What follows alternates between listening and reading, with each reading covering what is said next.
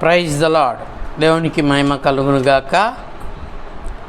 క్రీస్తునందు ప్రేమైన దేవుని బిడ్డలకు ప్రభు నామంలో మీకు అందరికీ మా యొక్క ప్రత్యేకమైన శుభాభివందనములు తెలియపరుస్తూ ఉన్నాము. ఈ యొక్క ఉదయకాల సమయమున మరి క్రీస్తు యొక్క శ్రమల యొక్క ప్రార్థనలు మరి యూట్యూబ్లో మనం పెడుతూ ఉన్నాం. ప్రతిరోజు కూడా మరి బసవ బుధవారం నుంచి కూడా ఈరోజు వరకు కూడా మరి యూట్యూబ్లో వీడియోస్ అప్లోడ్ చేస్తున్నాం. చక్కగా మీరు చూస్తున్నారని, కామెంట్స్ కూడా మీరు ఇస్తున్నారని మేము గ్రహిస్తున్నాం. విజయవాడ నుంచి ఒక బ్రదర్ కామెంట్ చేశాడు, ప్రైజ్ లార్డ్ బ్రదర్ ఆమెన్ అని చెప్పి. మరి పాస్టర్ మా డాలిప్రియ వీడియో చేసిన దాని విషయంలో కూడా కామెంట్ ఇచ్చిన్నాడు. దేవునికి మహిమ కలుగును గాక. మరి ప్రార్థన చేసుకొని పాట పాడుకొని మనం ముందుకు వెళ్ళిపోదాం. కృపా సత్య సంపూర్ణుడైన గొప్ప దేవం, నీకే వేలాది వందనాలు. ఇంతవరకు మీరు మమ్మల్ని నడిపించారు. మా ప్రయాణం అంతా కూడా మీరు తోడుగా ఉన్నారు అయ్యా. ఈ యొక్క చిన్న ప్రార్థన కూడా మీ వినికిడిలోకి మీరు తీసుకురండి. ఆది నుండి అంతవరకు చక్కగా మరి నడిపించమని యేసుక్రీస్తు నామమున అడిగి వేడుకొని పొందుకున్నాం పరమ తండ్రి, ఆమేన్. చిన్న పాట.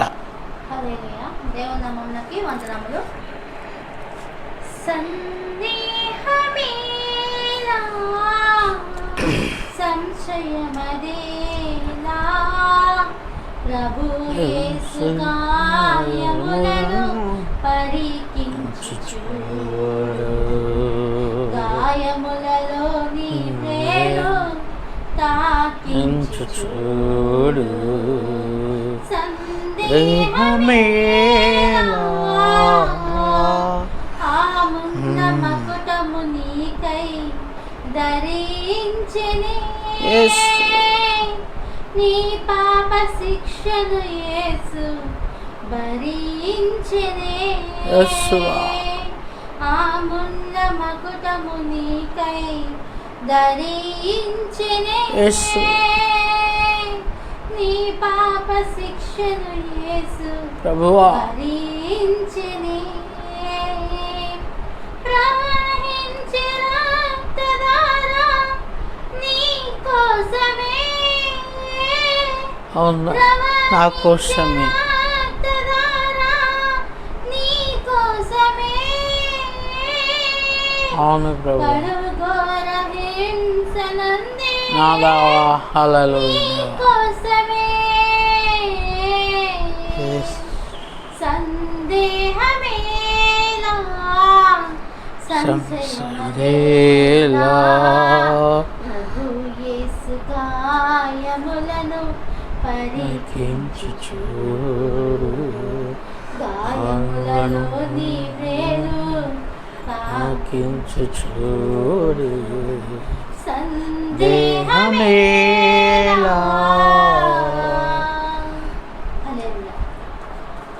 నిజంగా సందేహమేలా. Praise the lord. దేవునికి మహిమ కలుగునుగాక. ప్రియ దేవుని బిడ్డలారా, యేసు వారసులారా, మరి చిన్న వాక్యమును మనం చదువుకుందాం. జకర్యా ప్రవచన గ్రంథము 9వ అధ్యాయము 9వ వచనమును ఒకసారి చదువుకుందాం. ప్రియులారా, యేసుక్రీస్తు ప్రభు వారు మరణానికి ముందు పలికినటువంటి బహుగా సంతోషించుడి, యెరూషలేము నివాసులారా ఉల్లాసముగా ఉండుడి. నీ రాజు నీతిపరుడును రక్షణ గలవాడును దీనుడనై గాడిదను గాడిద పిల్లను ఎక్కి నీ యొద్దకు వచ్చుచున్నాడు. ఆమేన్. ఆమేన్. Praise the Lord. సియోను నివాసులారా ఉల్లసించి సంతోషించుడి, నీ రాజు గాడిదను గాడిద పిల్ల ఎక్కి నీ యొద్దకు వచ్చుచున్నాడు అన్న మాట. ప్రార్థన. కృపాసత్యుడా, నీకే వేలాది వందనాలు నాయన.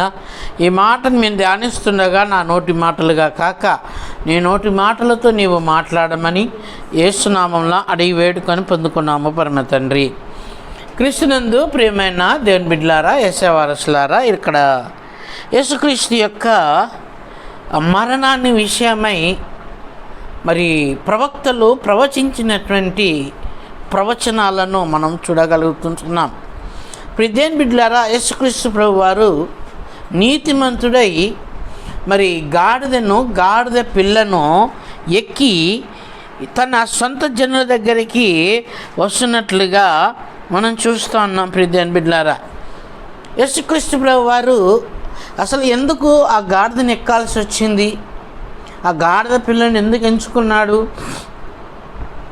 చాలామంది గుర్రాలను ఎంచుకున్నారు. చాలామంది రాజులు గుర్రాలను ఎంచుకున్నారు, గుర్రాల యొక్క రథాలను ఎంచుకున్నారు, దాని మీద తన సింహాసనాలను ఎంచుకున్నారు. కానీ యేసుక్రీస్తు ప్రభువారు గాడిదనే ఎందుకు ఎంచుకున్నాడు? గాడిద పిల్లనే ఎందుకు ఎంచుకున్నాడు? ప్రియదేవుని బిడ్డలారా, గాడిద ఏం చేస్తుంది అంటే భారమును భరిస్తుంది. అందుకే భారవహితమైన వాహనము అన్నట్లుగా మనం వాక్యంలో చూస్తున్నాం. గాడిద దేన్ని భరిస్తుందంటే భారము కదా. గాడిదని ఎంచుకున్నాడు, గాడిద పిల్లను ఎంచుకున్నాడు.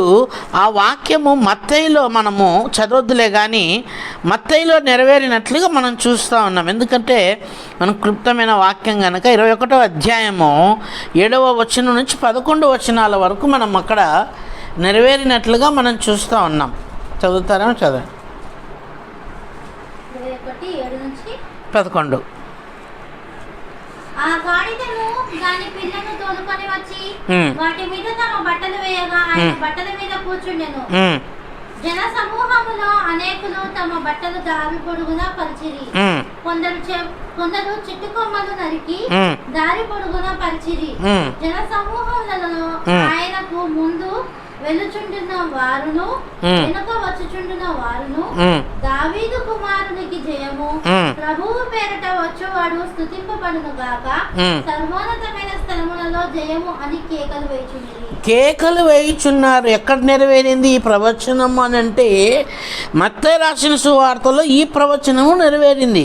జకర్యా ప్రవచన గ్రంథం 9వ అధ్యాయం 9వ వచనంలో ఈ ప్రవచనము ప్రవచింపబడినప్పుడు అక్కడ నెరవేరలేదు. మరి ఎక్కడ నెరవేరింది అని అంటే మత్తయి రాసిన సువార్త 21వ అధ్యాయంలో 7 నుంచి 11 వచనాల వరకులో ఈ ప్రవచనము నెరవేరింది. ప్రియదేవుని బిడ్డలారా, యేసు ప్రభువారు పుట్టుడ విషయంలో ప్రవచనాలు పలికారు, అది నెరవేరింది. చనిపోయే విషయంలో కూడా ప్రవచనాలు పలికారు, అది కూడా నెరవేరింది. అయితే దేవుడు గాడిదని ఎందుకు ఎంచుకున్నాడంటే మరి గాడిద భారవరికమైనటువంటి వాహనము, అనగా భారమును భరించేదిగా ఉంటుంది. గాడిద ఏమి ఉన్నదంటే కట్టబడినటువంటి గాడిదని ఎంచుకున్నాడు. కట్టబడినటువంటి గాడిద పిల్లను ఎంచుకున్నాడు. తన శిష్యులను 2 పంపించి, ఇదిగో నా కోసం ఒక ప్రాంతమున గాడిద పిల్ల కట్టబడి ఉంటుంది, అది యేసయ్యకు కావాలని చెప్పి తీసుకొని రండి అని చెప్పి మరి అక్కడ చూడగలుగుతాం. ప్రియదేవుని బిడ్డలారా, ఇదంతా కూడా మనకు తెలుసు. అయితే కట్టబడినది అని మనం ఒకసారి ఆలోచన చేస్తే, కట్టబడినటువంటి గాడిద అనంటే ప్రియదేవుని బిడ్డలారా, ఆ గాడిద నీవు నేనుగా కూడా మారవచ్చు. దేవుని స్తోత్రం కలుగునుగాక. అంటే మన జీవితము ఒకదానికి బంధింపబడినటువంటి జీవితాలుగా ఉండొచ్చు. ఒక దానిలో బంధింపబడిన జీవితం ఏంటి? అది మత్తుపానం కావచ్చు, ఆల్కహాల్ కావచ్చు, శరీర సంబంధమైన ఆశలు కావచ్చు, లోక సంబంధమైన ఆశలు కావచ్చు, లేకపోతే ఇంకా తదితరమైన ఆశలకు మనం ఏమైపోతున్నామనంటే కట్టబడుతూ ఉంటున్నాం. అయితే ఇంకొక విషయం ఏంటంటే, ముఖ్యంగా ఎక్కడ మనం కట్టబడుతున్నాము అంటే పాపం విషయంలో మనము బంధింపబడి ఉన్నాం. యేసుక్రీస్తు ప్రభువారు ఎందుకు వచ్చారంటే పాపములో బంధింపబడిన మనల్ని విముక్తిపరచడానికి యేసుక్రీస్తు ప్రభువారు ఈ లోకానికి వచ్చినట్లుగా మనం చూస్తున్నాం. కట్టబడిన గాడిద అది గాడిద కాదు, కానీ ఈ గాడిద ఎవరు అని అంటే నీవు నేను. దేవుని స్తోత్రం కలుగునుగాక. నీవు నేను, ఈ గాడిద మనమే. అయితే యేసుక్రీస్తు ప్రభువారు మనకి ఏం చేస్తున్నారంటే విముక్తిపరిచారు. దేవుని స్తోత్రం కలుగునుగాక. కట్టబడిన గాడిదని ఎలాగైతే విముక్తిపరుస్తున్నారో అలాగే మన పాప శాప బంధకాల నుంచి దేవుడు మనకి విముక్తిపరిచి, ఇదిగో శాపముతో కర్మ అంటాం కదా మనము.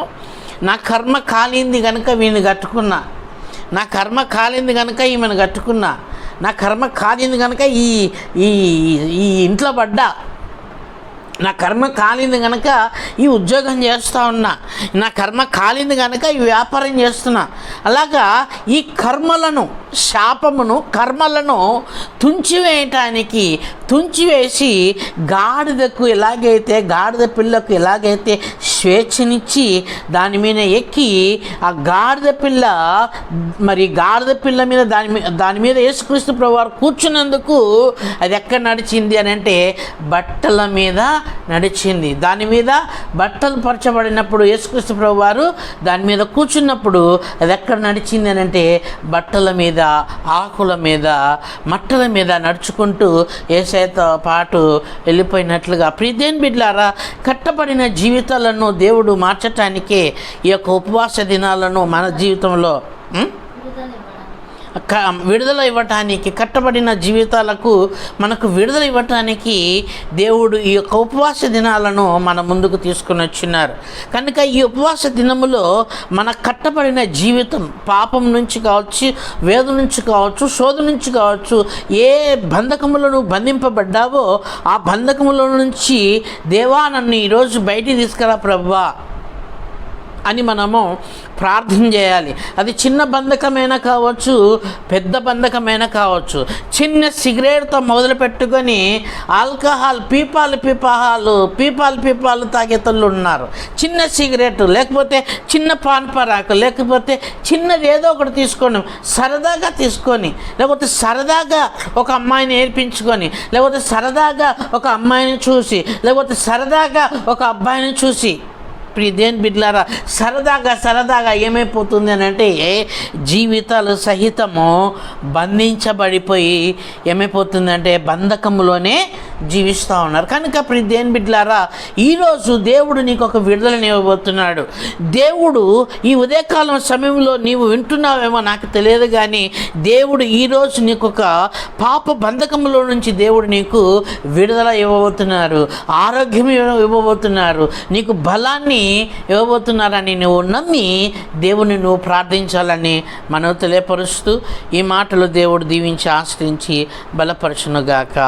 ఆమెన్. చిన్న ప్రార్థన. కృపగలిగిన సర్వశక్తిమంతుడైన గొప్ప దేవ, నీ పాదాలకు వేలాది వందనాలు తెలియపరుస్తూ అన్నాము తండ్రి. ఇంతవరకు చెప్పబడిన వాక్యము, వినబడిన వాక్యము మా జీవితంలో మేము నెరవేర్చలాగిన, మా జీవితంలో మేము నాయన మరి ప్రభువా తండ్రి అనుసరించి జీవించేలాగా ఏ బంధకంలో అయితే మేము నిలబడ్డామో, బంధింపబడ్డామో నాయన, ఏ బంధకంలో అయితే మేము ఉన్నామో ఆ బంధకాల నుండి మాకు విముక్తిని దయచేయని ఎవరైతే అడుగుతున్నారో ప్రతి ఒక్కరిని నీవు విముక్తిపరచమని ప్రార్థన చేస్తూ మీ రక్తాన్ని ప్రోక్షిస్తూ యేసు నామములో అడిగి వేడుకొని పొందుకున్నాం పరమ తండ్రి.